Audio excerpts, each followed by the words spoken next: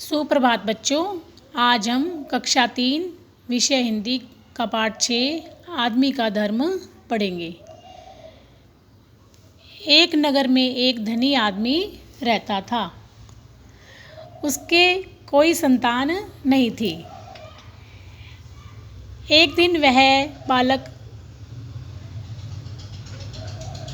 एक बालक घर के दरवाजे पर आया। उस समय वह आदमी अपने बरामदे में बैठा हुआ समाचार पत्र पढ़ रहा था। ये देखिए, ये आदमी है, इसके कोई भी संतान नहीं है। एक बालक इसके दरवाजे पर आता है। अब देखिए क्या होता है आगे। बालक, मुझे 5 रुपये दे दो बाबा। आदमी, इतने रुपए? बालक, हाँ बाबा, बीमार माँ के लिए दवा खरीदनी है। आदमी, तुम्हारी जाति क्या है? बालक, मांगने वाले की क्या जाति हो सकती है बाबा? आदमी, और धर्म? बालक, उसका धर्म भी नहीं होता।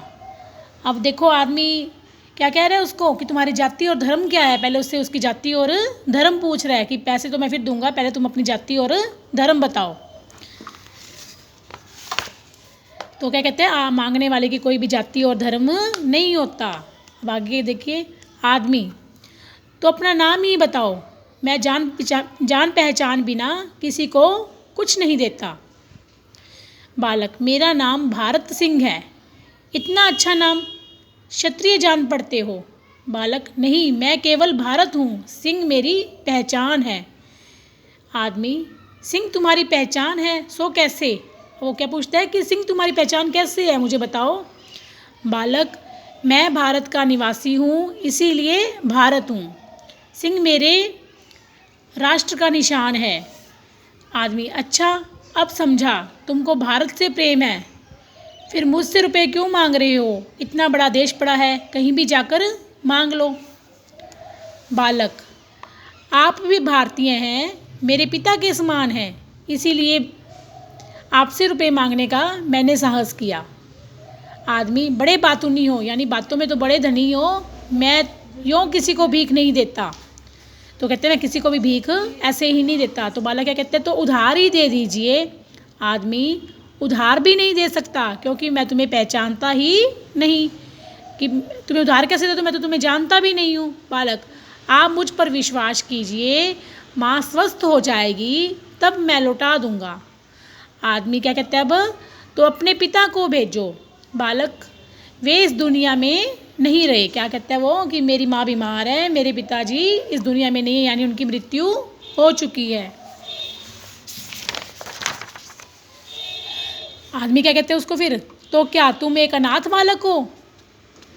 बालक क्या कहते हैं, अनाथ मत कहिए बाबा, मेरी माँ मुझे पालती है। अनाथ किसको कहते हैं, जिसके माता पिता दोनों मर चुके हो। वो कहते हैं मैं अनाथ नहीं हूँ, मेरी माँ है, वो मुझे पालती है।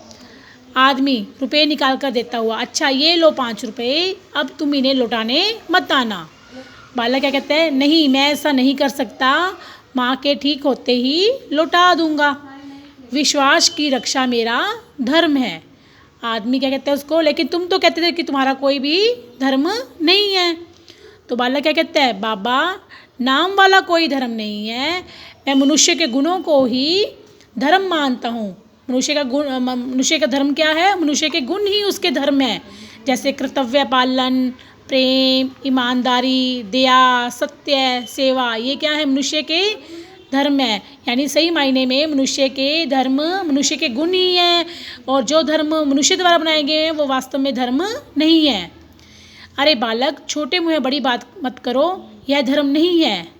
बालक, मैं जिस पाठशाला में पढ़ता हूँ उसमें मेरे गुरुजी ने सबको यही सिखाया है, तभी से सबसे प्रेम करने को मैंने अपना धर्म माना है, सबकी सेवा करना मेरा धर्म है।